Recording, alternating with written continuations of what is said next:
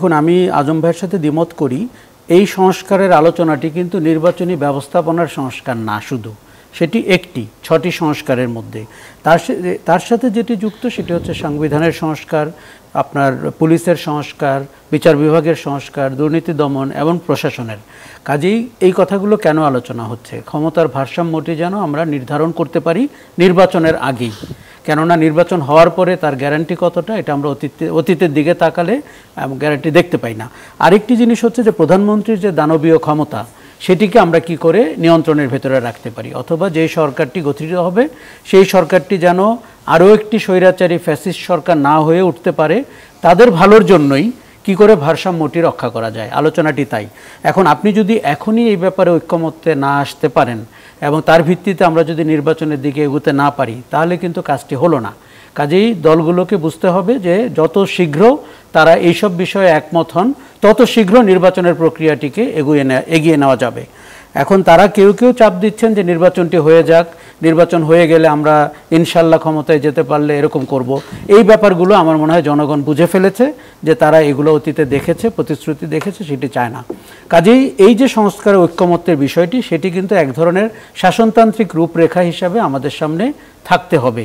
যে দুবারের বেশি প্রধানমন্ত্রী হবেন না, অথবা বিএনপি বলছে 10 বছর, কেননা তারা ধরে নিচ্ছে 5 বছর 5 বছর করে, এবং আপনার দ্বিকক্ষ বিশিষ্ট পার্লামেন্ট হবে, সংসদীয় অন্তত 4টি গুরুত্বপূর্ণ সংসদীয় কমিটির সভাপতি বিরোধী দল থেকে হবে, ডেপুটি স্পিকার বিরোধী দল থেকে হবে। এই কথাগুলো আমরা যদি এখনই একমত না হই, নির্বাচনের পরে যারা বিজয়ী হবেন তাদের হাতে ছেড়ে দেওয়াটা সুখের অভিজ্ঞতা হবে বলে মনে হয় না।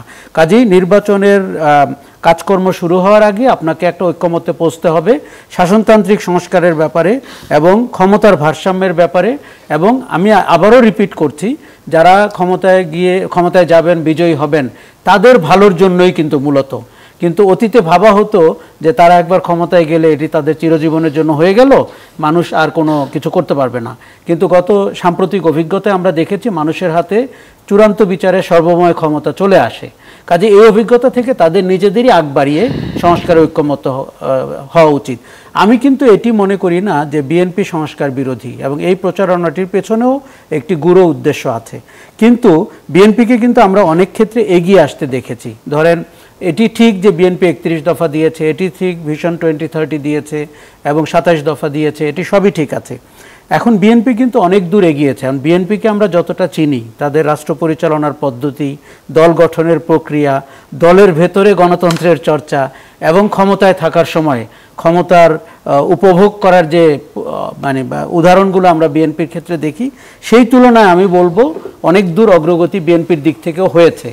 এখন একটা জিনিস শুধু মাথায় রাখতে হবে যে আমরা যেন সংস্কার করে এমন একটি পরিস্থিতি তৈরি না করি যে যারা বিজয়ী হবেন তারা দেশ শাসনের জন্য উপযুক্ত ক্ষমতা হাতে পাচ্ছেন না। কেননা আপনি মনে রাখবেন যে প্রশাসনটিকে ঢেলে সাজাতে হবে। আমরা কখন ঢেলে সাজানোর কথা বলতে ভয় পাই? যখন সেটি দলীয় প্রশাসন হয়ে ওঠে। কিন্তু সরকার চালাতে হলে, রাষ্ট্র চালাতে হলে তো আপনাকে একটা মিনিমাম ক্ষমতা, রদবদলের ক্ষমতা, নিয়োগের ক্ষমতা থাকতে হবে। আরেকটি জিনিস যেটি বলা দরকার সেটা হচ্ছে সাংবিধানিক প্রতিষ্ঠানগুলো এবং তারা কত বেশি সার্বভৌম হতে পারে, আমাদের মধ্যে একটা প্রতিযোগিতা শুরু করতে হবে। কারণ অতীতের অভিজ্ঞতায় আমরা দেখেছি যে তারা গায়ে এসে পড়েন, সরকারের ভেতরে হারিয়ে যান, তারা নিজেরা নিজেদেরকে ক্ষমতা কিছুটা ফিরিয়ে দেওয়ার প্রস্তাবনা দিয়েছেন অতীতে, বিশেষ করে নির্বাচন কমিশন। কাজেই আমাদের নির্বাচন কমিশন, মানবাধিকার কমিশন, তথ্য কমিশন, যেই রক্ষা কবচগুলো গণতন্ত্রের থাকে সরকারের বাইরেও, তারা যেন স্বয়ংক্রিয়ভাবে কাজ করতে পারে। সেটার প্রক্রিয়া কিভাবে শুরু হবে, বিশেষ করে এই হাতে যে সময়টা আছে আগামী ফেব্রুয়ারির আগে? এটি আমার ধারণা যে ঐক্যমত্য হলে যে আমরা কমিশনের গঠন প্রক্রিয়াটি কি করে করব, কমিশন প্রধান অথবা তার কমিশনারদেরকে কি করে নিয়োগ করব। দেখুন, আমাদের একটা বড় দুর্ভোগের জায়গা হচ্ছে অতীতেও কিন্তু সার্চ কমিটি করে আমরা নির্বাচন কমিশনার নিয়োগ করেছিলাম এবং পরপর 3টি পচা নির্বাচন কিন্তু সার্চ কমিটির কমিশনারদের নিয়ন্ত্রণে হয়েছিল।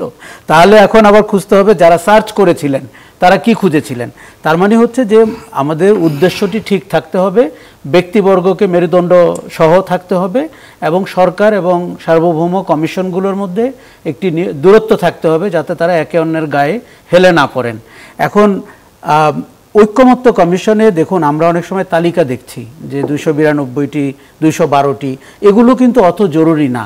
আপনার মোটা দাগে 15 থেকে 20টি বিষয়ে যদি একমত হওয়া যায়, আমার ধারণা আগামীর যে গণতান্ত্রিক অধিকারের ভবিষ্যৎ বাংলাদেশ আমরা স্বপ্ন দেখছি, সেই জায়গাটিতে প্রথম ধাপ হিসেবে সংস্কারটি অনেক দূর আমাদেরকে এগিয়ে দিবে বলে মনে করি।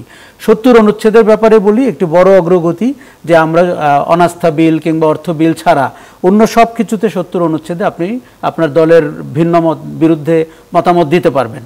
আমার ধারণা এরকম মৌলিক কয়েকটি বিষয় তৈরি হলে, যদি উচ্চকক্ষ নিম্নকক্ষ হয় এবং আনুপাতিক হারে নির্বাচন হবে কি না, আমার মনে হয় নিম্নকক্ষের ক্ষেত্রে এটি অত্যন্ত ইম্যাচিওর কথা, কিন্তু উচ্চকক্ষে কিন্তু হতে পারে, কেননা তাদের হাতে যতটুকু ক্ষমতা আছে সেটির ভিতরে যদি আপনি আনুপাতিক হারেও যান, তাতে করে বৈচিত্র্যময় একটি পার্লামেন্ট তৈরি হতে পারে। তারপরে 70 অনুচ্ছেদে যদি আপনি দেখেন সংসদ সদস্যরা তাদের মত প্রকাশ করার স্বাধীনতা ব্যবহার করেন, তাহলে সংসদটি যেরকম করে আমরা কার্যকর হতে দেখতে চাই সেরকম হতে পারে।